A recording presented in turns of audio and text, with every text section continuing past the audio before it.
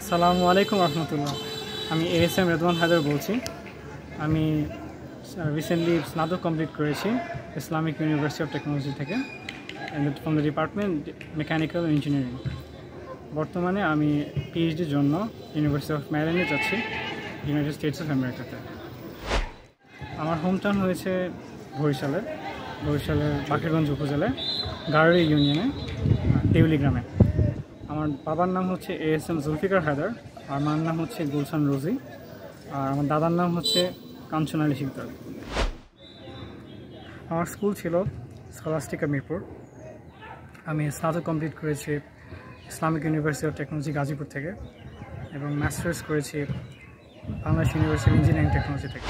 তো প্রথম ইয়ার থেকে আমার মেকানিক্যাল ইঞ্জিনিয়ারিংয়ের বেশি আকর্ষণ ছিল গাড়ির কারণে আর কি, গাড়ি, এভিয়েশন এইসব জিনিসের প্রতি অনেক একটা ঝোঁক ছিল আর কি ছোটোবেলা থেকেই। তো এই কারণে কি মেকানিক্যাল সাবজেক্ট নেওয়া।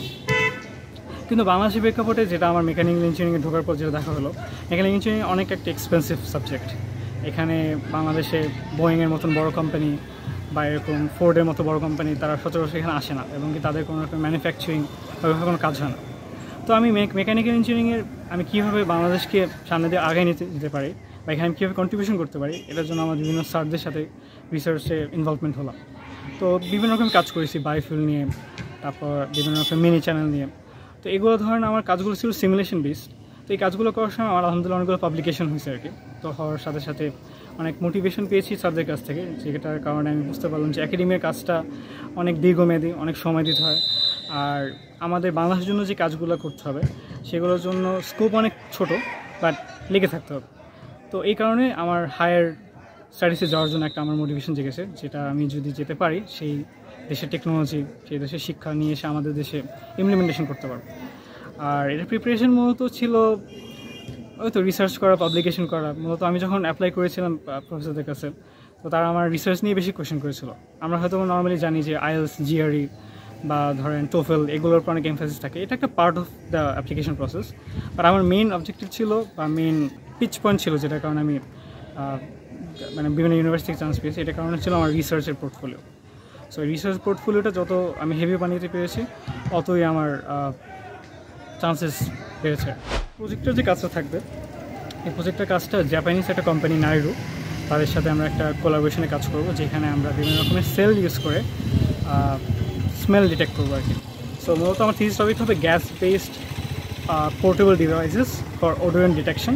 সোজা বাংলায় যদি আমি এটাকে ভেঙে বলতে চাই, তো আমরা ফোন দিয়ে তো আমরা ক্যামেরা ইউজ করি, বিভিন্ন রকমের জিনিস ডিটেক্ট করতে পারি এখন। তো আমরা এমন একটা টেকনোলজি নিয়ে কাজ করব যেখানে আমরা ফোন দিয়ে বিভিন্ন রকমের স্মেল ডিটেক্ট করতে পারবো। দেখছে আপনি একটা দোকানে যাচ্ছেন, আপনি আম কিনতে যাচ্ছেন, আপনি লিচু কিনতে যাচ্ছেন। সো এই আম বা লিচু কোনটা কী জাত বা এটার ভিতরে কী পরিমাণে সুগার কন্টেন্ট আছে, এটার যে একটা অ্যানালাইসিস আমরা দিতে পারবো।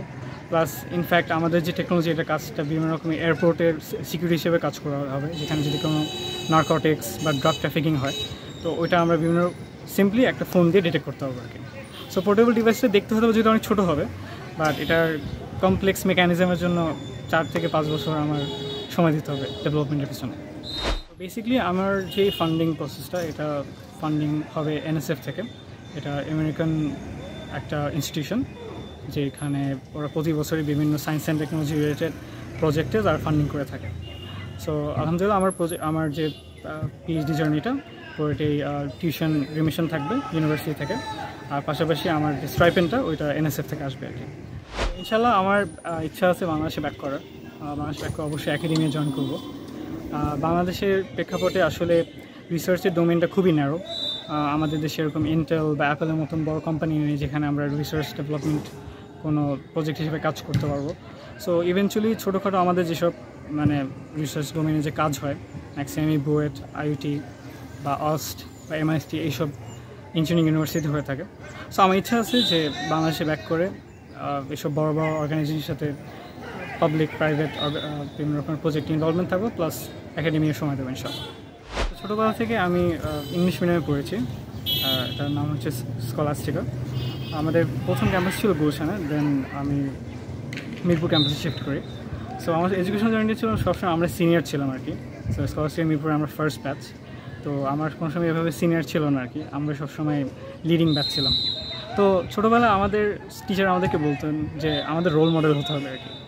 সো এই কারণে সবসময় চেষ্টা করতাম যে আমাদের স্কুলের যে হ্যান্ডবুকটা ছিল একদম টপ টু বটম হতে 70 থেকে 75টা পেজ ছিল, আমি প্রতি বছর একবার করে পড়তাম। স্কুলের কোড অফ কন্ডাক্ট, ডিসিপ্লিন যা যা ছিল একদম A to Z ফলো করা ট্রাই করতাম। এই কারণে আমার ছোটোবেলা থেকেই টিচারদের সাথে খুব ভালো সম্পর্ক ছিল। টিচাররা সবসময় আমাকে তাদের দোয়ার ভিতরে রাখতেন, অ্যান্ড প্লাস তাদের একটা ওয়েল উইশার হিসেবে ছিলাম আর কি। তো কোনো সময় আমাকে যদি আমি ভুল করতাম আমাকে তারা সংশোধন করে দিত আর কি। তো আমার জীবনের 12 বছর থেকে 14 বছর ছিল স্কুলে আসা যাওয়ার ভিতরে আমার এরকম ডিসিপ্লিন শেখা হয়েছে আর কি। প্লাস যেহেতু ইংলিশ মিডিয়াম এনভায়রনমেন্ট ছিল, আমাদের এক্সপোজারটা একটু ডিফারেন্ট ছিল আর কি। নর্মাল বাচ্চারা যেভাবে বড় হয় আমাদের চিন্তাধারা, কথাবার্তার স্টাইল একটু ডিফারেন্ট ছিল। তার ভিতর থেকে আমি চেষ্টা করি সবসময় কীভাবে ব্যালেন্স রেখে চলা যায়। অ্যান্ড এই ব্যালেন্সের কারণে পড়ালেখার দিক দিয়ে বলেন, সোশ্যাল লাইফ দিকে বলেন, সব কিছুতে আমি কোনো সময় এভাবে 100% এক্সেল করতে পারিনি, বা চেষ্টা করছি আমার 100%টা দেওয়া। তো স্কুল লাইফ শেষ হয়ে গেছে আমার 2017 সালে। আমার ও লেভেল সিলেবাস শেষ হয়েছে 2015 এবং 2017-তে। মোটামুটি ভালো বেশ ছিল আলহামদুলিল্লাহ। ও লেভেলসে 6টা A স্টার, 2টা A, এ লেভেলসে 3টা A স্টার, 1টা B। তো কন্টিনিউ করার পর আমার ইচ্ছে ছিল বাইরে যাওয়ার, এমনকি আমার আন্ডার গ্র্যাডের সময় ইউনিভার্সিটি অফ লিডস, তারপর কুইন ম্যারি ইংল্যান্ডে হয়ে গেছিলো। তো 2017 সালে বাবা মা চাচ্ছিল না আমি চলে যাই। তাদের একটা ভয় ছিল, তাদের একমাত্র ছেলে হয়তো, বা তখন আমি ওইভাবে দিনদার ছিলাম না, এখন হওয়ার চেষ্টা করতেছি আর কি। তাদের একটা ভয় ছিল আমি হয়তো দিন থেকে একটু অন্যদিকে চলে যেতে পারি আর কি। কারণ বাইরের দেশের লাইফস্টাইল একটু ডিফারেন্ট হয়, সবাই জানে, যেটা মানুষের জন্য সবসময় বাংলাদেশে যেভাবে আমরা স্বাভাবিকভাবে জীবন কাটাই ওইভাবে না হয়ে থাকতে পারে। তো এই কারণে আমার বাংলাদেশে থাকা। সো ইংলিশ মিডিয়াম থেকে ট্রান্সফার হয়ে পাবলিক কোনো ইউনিভার্সিটি যাওয়া একটা বিশাল চ্যালেঞ্জ ছিল আমার জন্য। পরীক্ষা শেষ হওয়ার পরেই পড়াশোনা শুরু করলাম। তো বাংলা মিডিয়ামের জন্য যেভাবে অনেক রকমের স্কোপ ছিল, উদ্ভাস, সানরাইজ, অনেক বড় বড় এরকম কোচিং সেন্টার ছিল, বাট আমার জন্য অনেক জিনিসটা টাফ ছিল আর কি।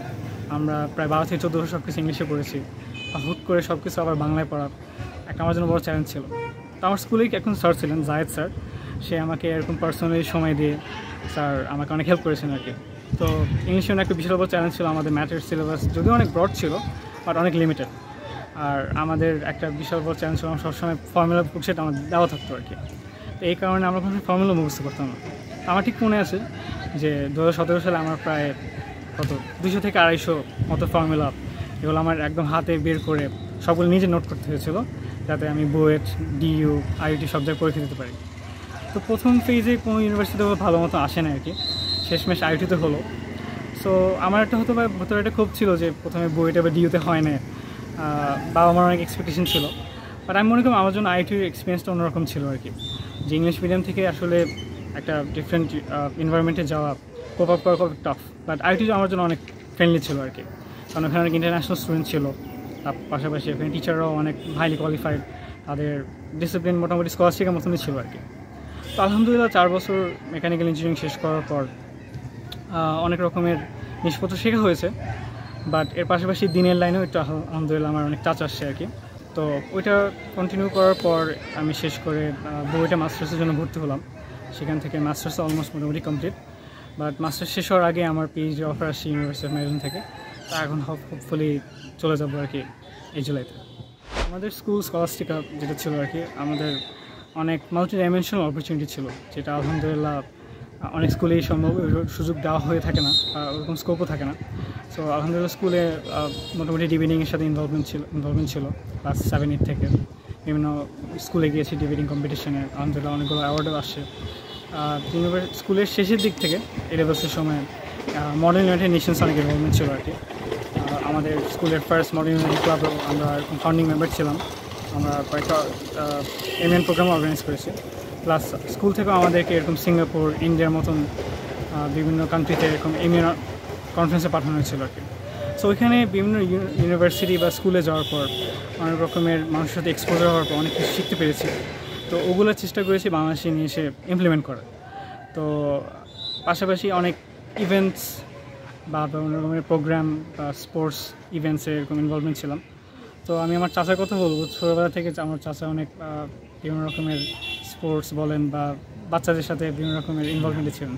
আমার ছিলেন SM জুবাইর আলম পারভেজ। তো চাচার কাছ থেকে অনেক রকমের অনুপ্রেরণা পেয়েছি।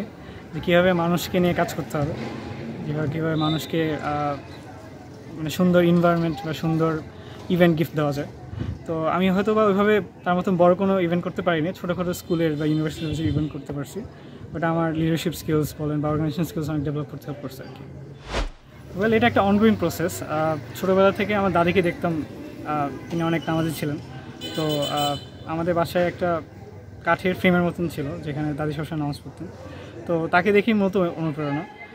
তো আমাদের বাসায় একটা ট্রেডমিল ছিল যেখানে মানে রানিং এক্সারসাইজ করা যেত আর কি। তো দাদির মানে নামাজ জায়গাটা ছিল ঠিক ওটার সামনে।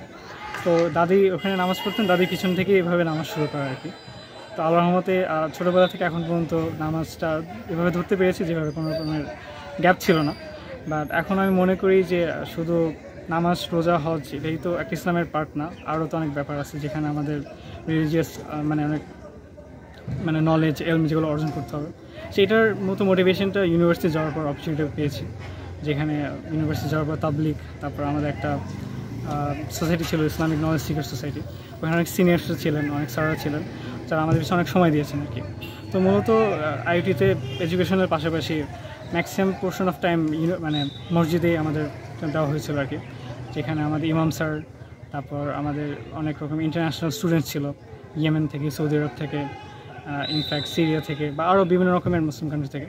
তো ওদের কাছ থেকে আসলে ওদের দিনের পার্সপেক্টিভ, ওরা কীভাবে দিনকে শিখতেছে, এইসব জিনিসপত্রের একটা বিশাল বড় আমার কাছে একটা এক্সপোজার পেয়েছি, যেটা কারণ ইন দ্য ফিউচার এখন আমি প্রোগ্রেস করতে আস্তে আস্তে চেষ্টা করতেছি। দেখা যাচ্ছে কি এখনও পরিপূর্ণ হয়নি, বাট ইচ্ছা আছে সামনের দিকে দিনের আরও আগানোর চেষ্টা করবো ইনশাআল্লাহ। এখনও এই বিষয়ে অনেক ডিসইন্টারেস্টেড, এখনও আমার পড়াশোনা অনেক কিছু বাকি আছে, নিজের ক্যারিয়ারকে করতে হবে। বাবা ছোটোবেলা থেকে একটা কথা বলতেন যে আমার পিছনে পার্সোনালি আমাদের পিছনে যে পরিমাণ টাকা খরচ করেছেন সেটা আমাদের ফ্যামিলির 10 জনের পিছনে সেটা খরচ করা সম্ভব হয় না। সেই জন্য আমার ইচ্ছা আছে যে আসলে 10 জন মানুষ যেটা করতে পারবে না সেটা নিজে করে দেখানো, আর সেটার জন্য অবশ্যই আমার আরও সময় দিতে হবে আর কি। একাডেমি বলেন, ক্যারিয়ারের জন্য বলেন, সেটা জানি না আসলে কবে শেষ হবে। আর পলিটিক্যাল ব্যাপারটা এখন মূলত আমি একটু মধ্যম পথা চলতে চাচ্ছি। আপনি যেহেতু বলেছেন আমার দাদার ইনভলভমেন্ট ছিল, আমার নানাও আলহামদুলিল্লাহ রাজনীতিতে ছিলেন অনেক বছর, সেও চেয়ারম্যান ছিলেন। তো আমার ইচ্ছা আসলে যে যেই রাজনীতি করলে মানুষের উন্নতি হবে, যে রাজনীতি করলে মানুষের ক্ষতি হবে না, আর সেটার ভিতরে যদি আমি ইনভলভমেন্ট থাকতে পারি, হয়তো বা নেক্সট 20 বছর পর বা 30 বছর পর আরও তো অনেক রকমের পরিবর্তন আসবে। এখন তো মাত্র আমাদের দেশে 50 বছর উদযাপন হলো, আর next 50 years down the line আরও অনেক পরিবর্তন আসবে।